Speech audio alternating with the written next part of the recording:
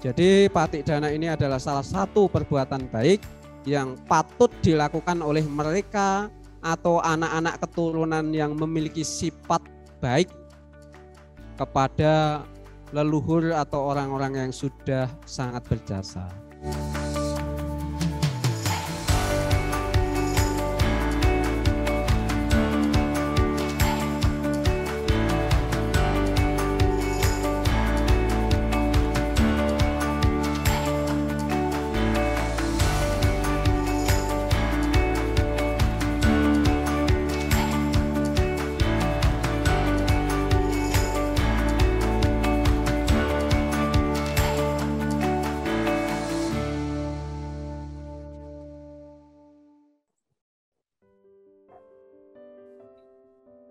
Namo tassa bhagavato arahato sama sambuddhassa. Namo tassa bhagavato arahato sama sambuddhassa. Namo tassa bhagavato arahato sama sambuddhassa. Tawata ja'am hehi sambatang punya sambatang sapi dewa sapi buta sapi sata numo danto sabba sampati siti yati.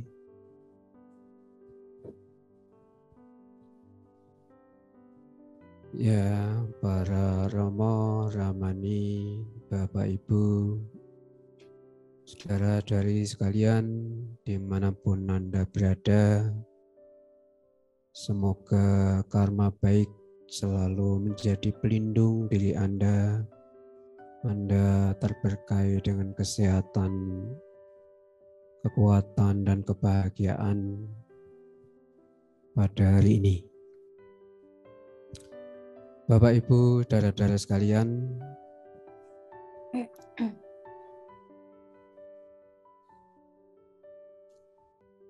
hari ini Anda bersama-sama melakukan kebajikan, melakukan upacara patik dana.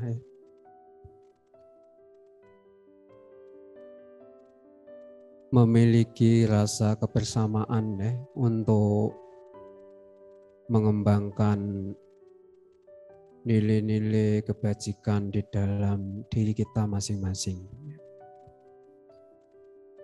Kita mau melakukan perbuatan berjasa ini ya tentu karena kita memiliki pemahaman bahwa kebajikan ini ada kaitan dengan kebahagiaan yang ingin kita kembangkan sampai sempurna dalam kehidupan ini dan kehidupan yang akan datang. Dan perlu diketahui ya, kita perlu mengembangkan kebajikan ini karena melihat kecenderungan batin ya. Cenderungan batin kita ini seperti sifatnya air. Air yang ada di atas atau di daratan atas, daratan tinggi cenderung mengalir menuju ke bawah. Ini adalah sifat air. Demikian juga saudara sekalian, banyak sekali ya orang yang mengakui orang berbuat baik, orang berbuat buruk itu lebih mudah daripada melakukan perbuatan baik. Kadang-kadang orang kelihatannya berbuat baik juga belum bisa tulus, ada juga. Karena tulus dan tidaknya penilaian itu ada di dalam batin. Bante sendiri juga pernah mendengar ya. Misalnya orang yang tidak suka dengan adanya pembangunan wihara.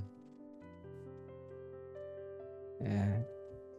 Kok nggak rampung-rampung, nggak selesai-selesai bangunnya ya. Ya kalau ditanggapi secara negatif, ya tentu akan membuat kita kurang nyaman ya. Tapi dalam menanggapi hal-hal seperti itu, ya biar saja orang mau ngomong apa. Tapi sebenarnya jauh lebih baik kalau misalnya melihat ke lokasi, ya, terlebih-lebih misalnya mau mengganti posisi kedudukan ketua panitia, ya, itu akan jauh lebih baik. Jadi ini salah satu ya pandangan orang kalau melihat orang berbuat baik tidak suka atau tidak tulus. Ya. Padahal saudara-saudara sekalian ya, menilai kebajikan seseorang itu sudah kuat dan tidaknya itu ya akan tercermin dalam pikiran, ucapan maupun tindakannya. Ya. Di sana akan terlihat ya,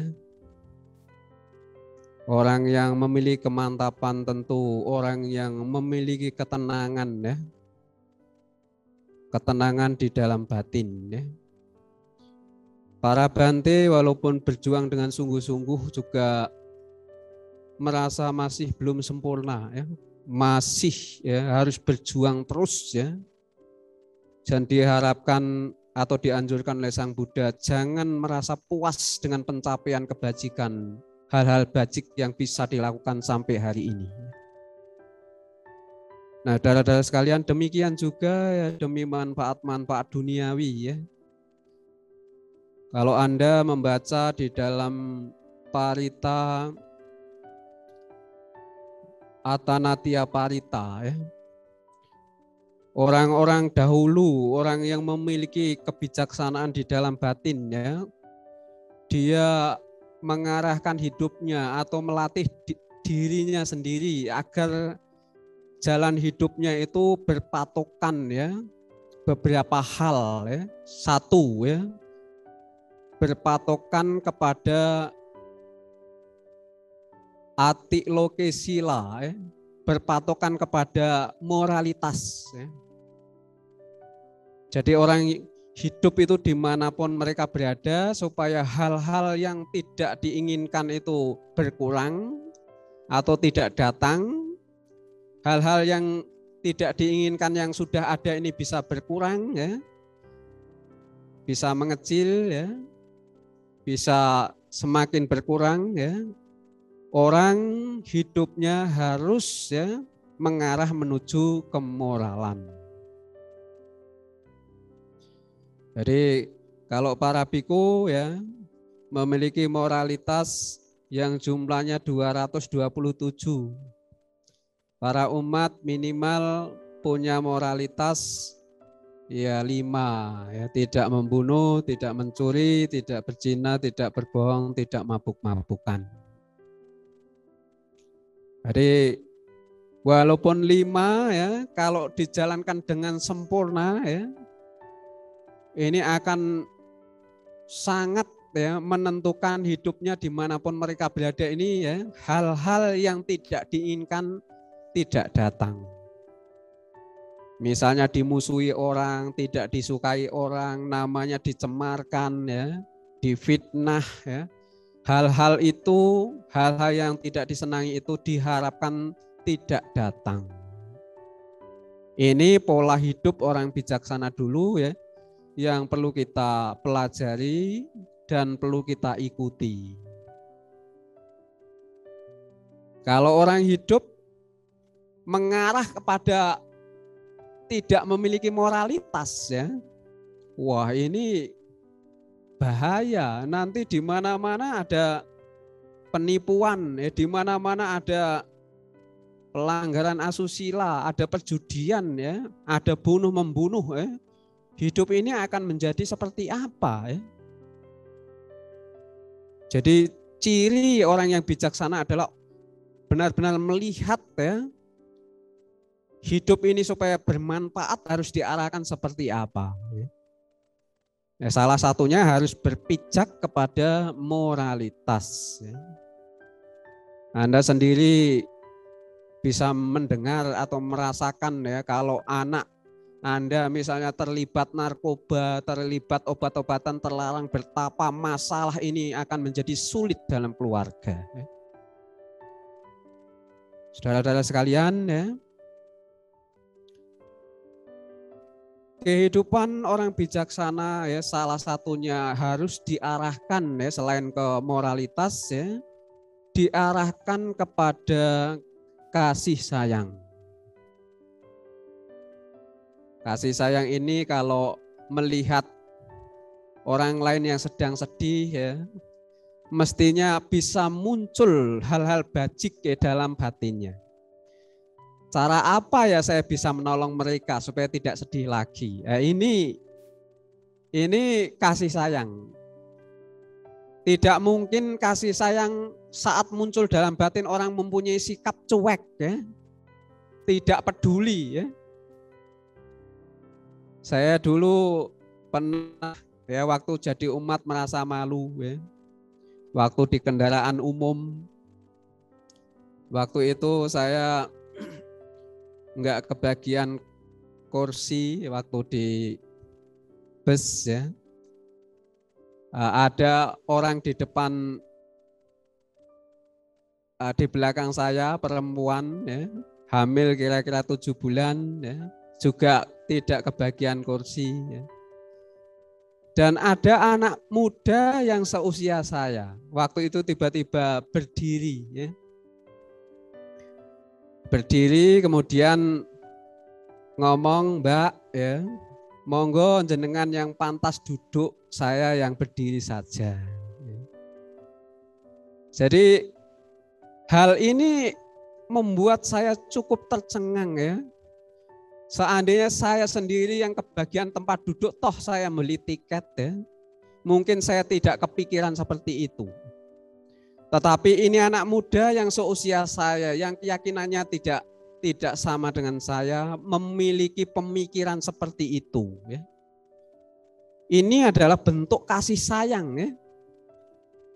Kalau kasih sayang muncul di dalam batin, ya melihat orang lain yang ya dianggap pantas duduk, dia lebih pantas berdiri ini ya diberikan kursinya ya untuk kenyamanan ya ibu muda yang sedang hamil ini ya. Ini bentuk kasih sayang. Ya. Jadi kasih sayang itu kalau muncul ya akan membuat seseorang itu tergerak ya, bagaimana bisa melakukan hal-hal yang bajik untuk manfaat orang lain utamanya ya. Yang kebajikan ini tentu juga akan bermanfaat untuk diri sendiri ya. Nah, saudara-saudara sekalian ya, demikian juga ya kalau dipikir ya, siapa ya di antara kita ini yang tidak punya leluhur ya? Kira-kira ada? Kalau ada berarti tidak mau mengakui bahwa ayah, ibunya, kakek, neneknya itu leluhurnya. Bukan tidak ada tapi tidak mau mengakui. Ada, kalau tidak diakui kan sama dengan tidak ada. Ya. Dan menganggap tidak ada dan itu tergantung saat itu ya. Kalau misalnya punya kesempatan untuk melakukan patik dana tidak mau ikut ya, mungkin tidak percaya manfaatnya apa ya. Ya kemudian dia tidak mau ikut ya. Padahal sebenarnya memiliki kesempatan ya. Ini tidak muncul ya rasa kasih sayang, rasa bakti yang tertuju kepada leluhur. Padahal saudara sekalian, ya, upacara patik dana ini sebenarnya ya juga bagian dari rasa ingin balas budi ya, antara kita sebagai keturunannya dan leluhur yang sudah banyak berjasa dalam hidup kita. Ya. Kalau leluhur kita sudah mati, apa yang bisa kita lakukan untuk mereka? Ya, ya salah satunya patik dana ini. Ya. Saudara-saudara sekalian, ya,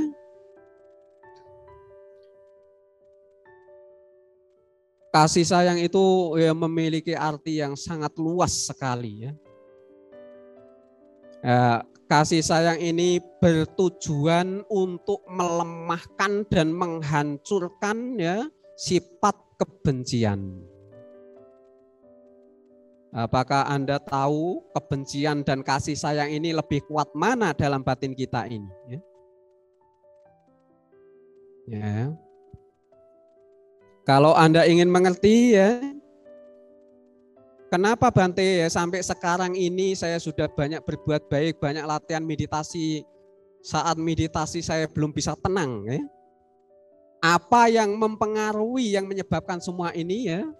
Yang menyebabkan adalah karena timbunan ya perbuatan-perbuatan yang kita lakukan selama ini tidak mengarah ke situ. Justru mengarah ke sebaliknya ya. Padahal saudara sekalian ya, batin ini kalau sudah bisa dijinakkan, sudah bisa dibuat tenang ya. Sang Buddha mengatakan para biku ya, tidak ada sesuatu yang begitu membawa banyak ya kemudahan, ya, banyak kebahagiaan selain yang ditimbulkan oleh pikiran yang sudah terlatih. Mau duduk tenang bisa tenang, mau tidak ingin memikirkan sesuatu bisa, mau tidur langsung nyenyak bisa ya. Semua itu kalau pikiran ini, batin ini sudah terlatih.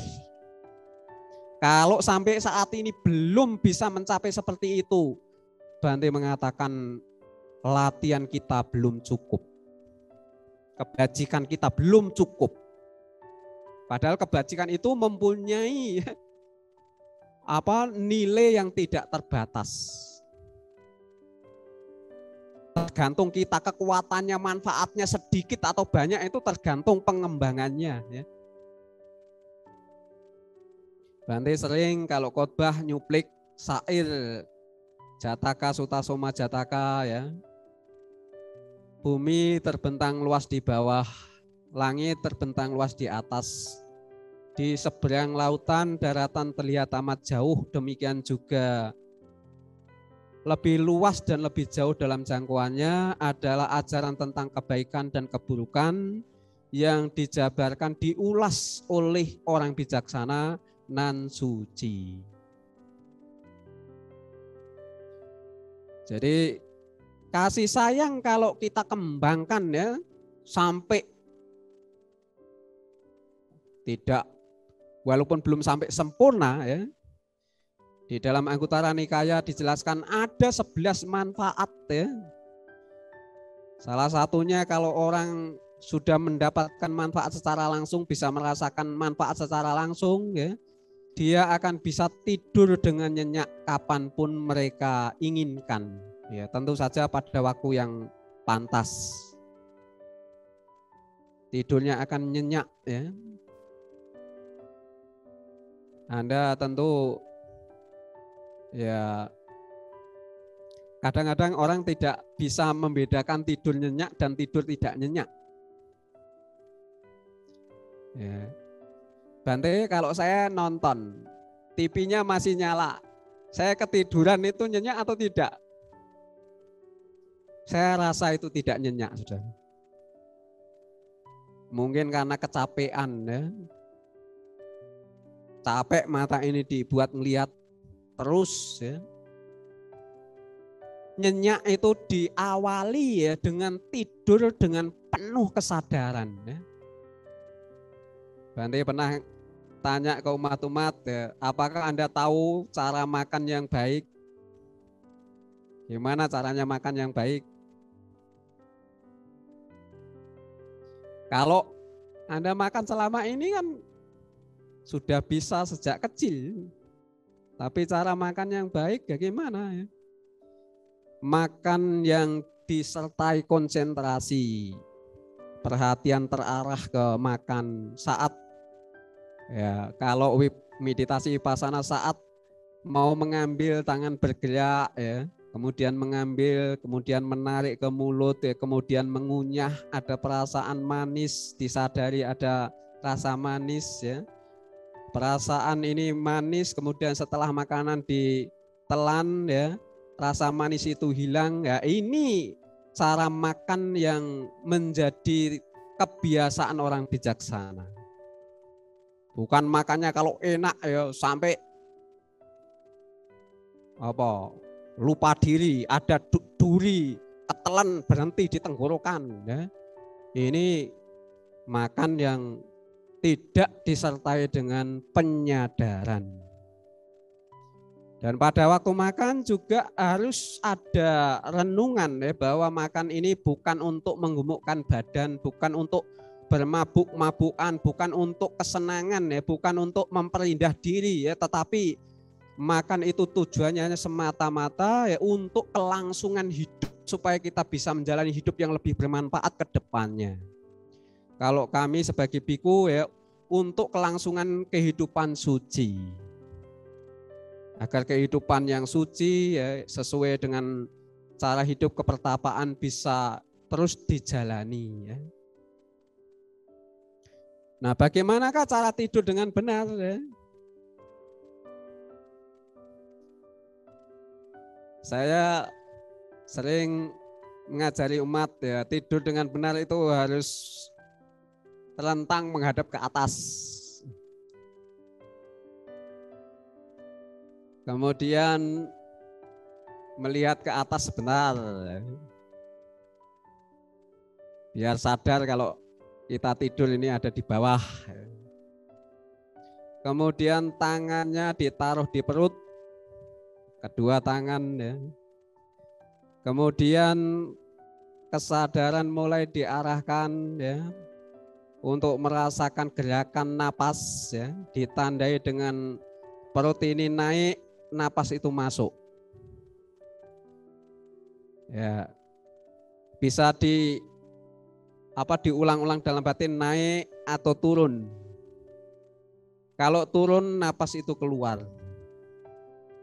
Naik, turun, atau masuk, keluar. Selama proses masuk bisa disadari dengan jelas, selama proses keluar bisa disadari dengan jelas, selama proses terhenti sebentar bisa disadari dengan jelas. Kalau pikiran ini bisa diarahkan ke satu titik ya, ke objek ini ya, nanti tahu-tahu besok pagi kita sudah terbangun. Waktu tertidur tadi tidak tahu ya, tapi tahu-tahu sudah terbangun dan badan ini menjadi segar bugar ya. Tidak bangun kesakitan ya, punggungnya sakit, kepalanya sakit ya. Saudara-saudara sekalian ya, ini ya tentang meditasi ya. Nah, supaya kasih sayang dalam diri kita ini kuat ya harus dilatih ya. Karena kalau kita mengikuti alur alami ya, batin kita ini sering setiap harinya itu berkembang hal-hal yang tidak menyenangkan. Kok makannya, masaknya hari ini begini ya. Ya. Nanti ketemu orang sikapnya begini ya. Selalu ketemu hal-hal yang tidak menyenangkan dan tanpa disadari kebencian berkembang dari waktu ke waktu secara perlahan ya. Ya, sedangkan kalau orang tidak tahu, tidak pernah mengembangkan kasih sayang bagaimana supaya tumbuh, bagaimana supaya berkembang, ibarat pohon supaya tambah besar, tambah rimbun, nanti cepat berbuah. Ternyata kasih sayang ini harus dikembangkan dengan cara-cara sendiri ya, dan harus dilandasi dengan ya kebijaksanaan. Bagaimana misalnya Anda ketemu orang yang sikapnya tidak menyenangkan, itu saat muncul rasa tidak senang, benci ini, kebencian itu cepat disadari, dan sekarang bagaimana memunculkan kasih sayang. Seperti misalnya orang-orang bijaksana dahulu berpikir, Orang ini walaupun sikapnya tidak baik kepada saya, tapi sesungguhnya dia sangat baik. Dia telah memberi kondisi saya untuk berlatih kesabaran. Ini juga kasih sayang. Kalau setiap kali menemukan hal-hal yang tidak diinginkan, kita mampu ya secepatnya menyadari dan mengembangkan hal-hal yang bajik yang menjadi kebalikannya. Kasih sayang kebalikannya apa? Ya apa? Maksud Bante kebencian. Ya. Kebalikannya adalah kasih sayang.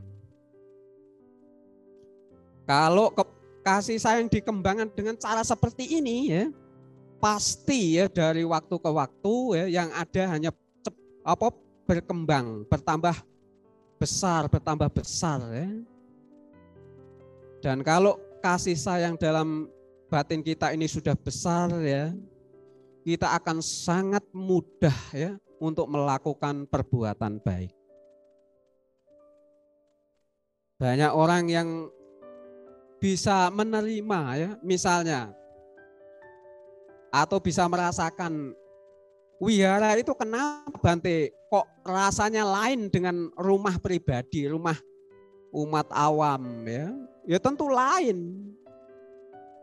Nah, menurut Anda apa yang menyebabkan bisa lain? Yang bisa dilihat saja ya. Nah, kalau wihara yang tinggal umumnya orang-orang yang benar-benar memiliki sifat-sifat atau semangat untuk menjalani kehidupan suci yang tinggal di sana, dan tiap pagi sore dibacakan parita, kadang juga siang setengah sore ya. Nah, kalau di rumah ya kebiasaannya lain. Dan di wihara yang jelas digunakan untuk tempat latihan meditasi, digunakan untuk meditasi ya. Ini yang membuat suasana wihara menjadi lain. Ya. Saudara sekalian ya.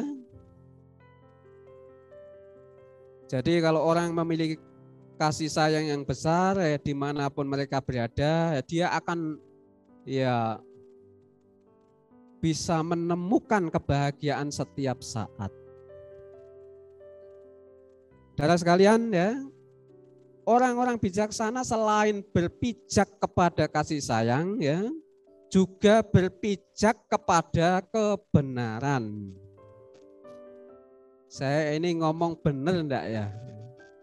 Kok yang saya ajak ngomong ini kok tiba-tiba kok alisnya berkerut, ini jangan-jangan saya ngomong ini menyinggung. Ini berpijak atau mau berpikir paling tidak itu mengarah ke sana. Ya. Tapi kadang-kadang ada orang enggak mau peduli. Ya. Ada orang kalau nelpon gitu maunya dia ngomong terus ya. Lama yang ditelepon itu suruh mendengarkan terus ya. Dia enggak ngerti cara seperti itu nih membuat yang mendengarkan juga ngantuk. Tidak adil ya. Ada yang seperti itu ya. Ini orang yang mempunyai sifat tidak peduli ya. Orang itu akan nyaman atau tidak dengan apa yang kita ucapkan itu loh. Ya. Nah, di situ harus dicari nilai-nilai kebenaran itu. Ya. Ya tidak mudah memang ya, tapi kita kan perlu latihan. Saya juga pernah ya, waktu jadi samanera ya. Saya ditugaskan apa ya, saya lupa karena mungkin masih ada rasa grogi apa ya. Ya, saya nanya lagi, ya Bante yang saya ikuti negur gini, kalau dikasih tahu diinget-inget toh. Wah saya jadi mikir, wah ini gawat ini kalau dikasih tahu enggak langsung nangkep, ingatannya enggak tajam itu ya repot memang. Jadi mestinya itu dikasih tahu sekali sudah nangkep dan sudah mampu mengerjakan dengan baik. Jadi waktu ngomong itu ada pemikiran, wah ini kurang tepat ini cara seperti ini. Ya, ini pijakannya kebenaran. Kalau misalnya Anda ini selalu berlatih mengarahkan hidup Anda ini ke kebenaran ini ya, kan posisi kita ini kan aman, misalnya difitnah kemudian masuk penjara, kalau diteliti ulang ya melalui hukum atau apa ya, tapi tidak ada bukti-bukti ya, karena kita ini berpijak ke kebenaran ya, kita akan aman. Ya.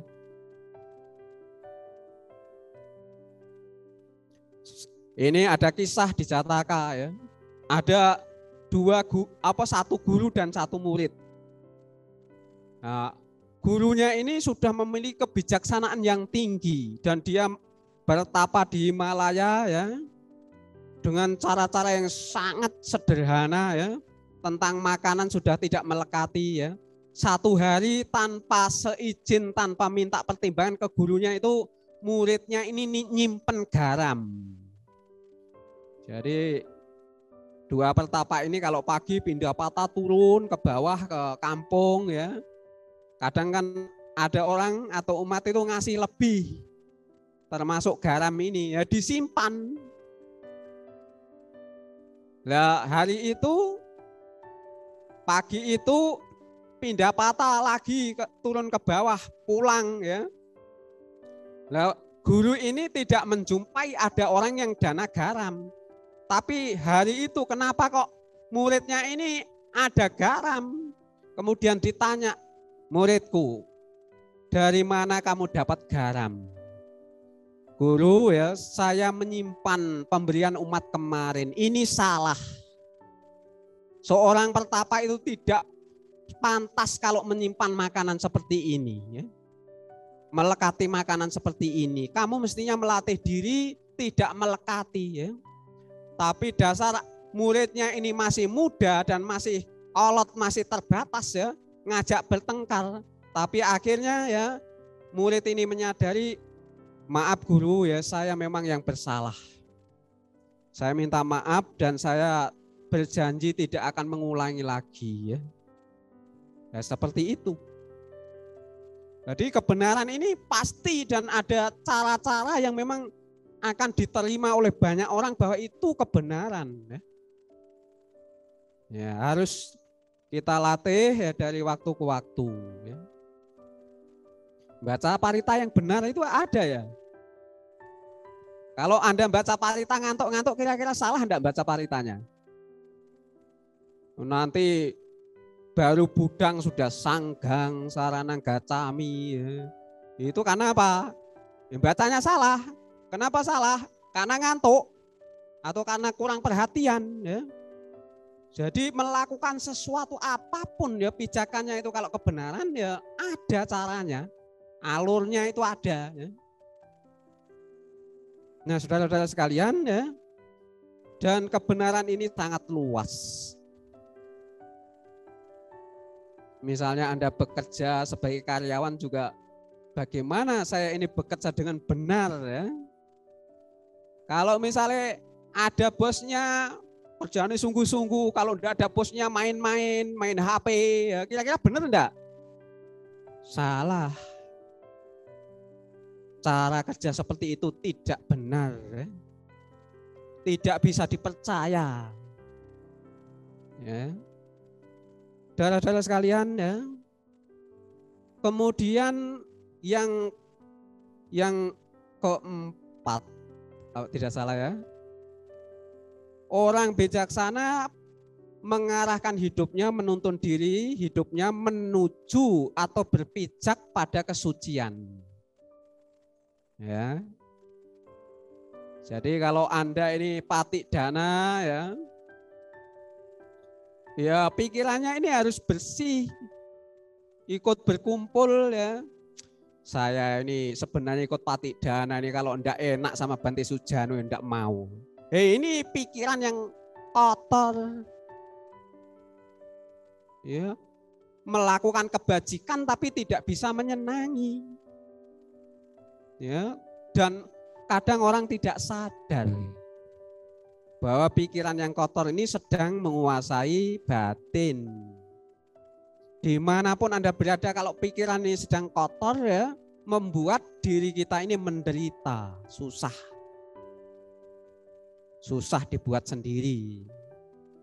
Orang bodoh atau orang bijaksana kalau susah dibuat sendiri. Ya. Nah, saudara-saudara sekalian, ya, 4 hal ini yang menjadi pijakan ya orang bijaksana. Dan 4 hal ini ya seandainya orang itu sudah cukup sempurna dalam mengembangkan ya, kalau misalnya suatu saat ya hidupnya ini misalnya dalam tanduk di tengah-tengah bahaya ya, kebajikan itu bisa, kalau kata-kata Bante, bisa diundang. Ya, seperti misalnya cerita ya, ini saya memang suka cerita-cerita. Di dalam Wata Kapalita ada cerita ya, saat Bodhisattva ini kehidupan lampau lahir jadi burung. Jadi burung di tengah-tengah hutan. Ya. Waktu Bodhisattva itu dilahirkan, sayapnya belum bisa untuk terbang. Saat itu ada kejadian yang tidak diinginkan, hutan ini terbakar dari 4 penjuru. Api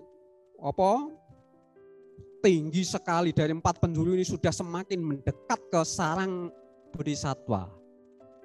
Nah, ayah ibunya karena berpikir sempit ya, wah Pak, Bu, daripada kita mati bertiga lebih baik kita menyelamatkan diri berdua.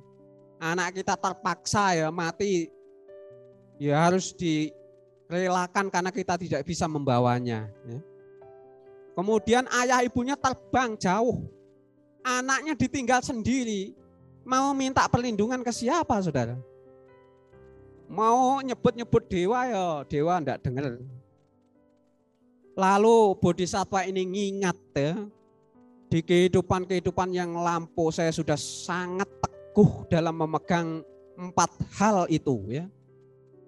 Memegang moralitas, memegang kasih sayang, memegang kebenaran, memegang kesucian ya. Semoga dengan kekuatan kebajikan yang saya miliki, hai api ya, Jataweda ya, kembalilah ya, pergilah ya. Dengan ngomong seperti itu, api itu seperti mengerti, saudara. Tiba-tiba api itu mulai menyusut, mulai mengecil sana sini, kemudian padam sana sini. Dan dengan cara itu Bodhisattva terselamatkan. Inilah ya keselamatan hidup ya yang dicari, yang diperjuangkan oleh orang-orang bijaksana dahulu. Jadi berdasarkan kekuatan moralitas, kekuatan kasih sayang, kekuatan kebenaran, dan kekuatan kesucian. Dan kembali ya tentang manfaat patidana ya.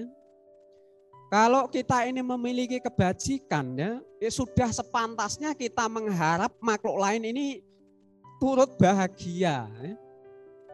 Apa Anda mampu berbuat baik dengan tulus itu, pikiran ini semoga leluhur saya susah di sana, ya, enggak mungkin. Ya. Wong kita patidana ini kita juga mengajak leluhur supaya ikut bahagia. Tidak hanya leluhur ya, makhluk-makhluk halus yang mungkin melihat kebajikan yang sedang dilakukan ini, semoga mereka turut bahagia ya. Baca itu di Etawata ya. Etawata caamei sambatang punya sampadang sabe dewa sabe buta sabe sata nemo dantu sabah sampati sidia. Sebanyak kami telah mencapai dan mengumpulkan jasa, semoga para dewa, semoga makhluk-makhluk halus, semua makhluk halus, dan semoga semua makhluk turut bergembira. Ya, kalau hati kita senang, kita mengharapkan orang lain senang. Apa kira-kira Anda bisa kalau misalnya sedang susah mengharapkan orang lain senang? Enggak mungkin. Hati kita sudah mampu kita buat senang, kita mengharapkan makhluk lain senang. Itu hal yang mungkin. Dan sudah sepatutnya dilakukan. Ya. Karena ini ada kisah ya. Katanya ada anak yang sering kali saat-saat yang genting, saat-saat ya genting maksudnya di sini kadang ada maling ya. Itu dia ini dibangunkan kakeknya. Kenapa? Dia ini kesayangan kakeknya dan kakeknya sudah meninggal ya. Dan dia ini yang sifatnya sangat baik, sikapnya sangat baik ke kakeknya dulu, kesayangan kakeknya ya. Jadi hubungannya sangat dekat sekali ya. Dan diingat-ingat tidak pernah mengecewakan kakeknya. Kakeknya sudah meninggal, tapi kalau ada kesulitan, ya misalnya ada maling mau masuk rumahnya itu, le, tangi le, bangun maksud saya, bangun nak ya, bangun, itu ada orang di luar. Ya. Ternyata hal seperti ini ya tentu sangat baik sekali saudara. Kalau misalnya pules, tidur terlalu pules ya, atau tidur kepati-pati ya. Pernah ada tetangga ini malam-malam jam 1 malam ada nangis jerit-jerit ya.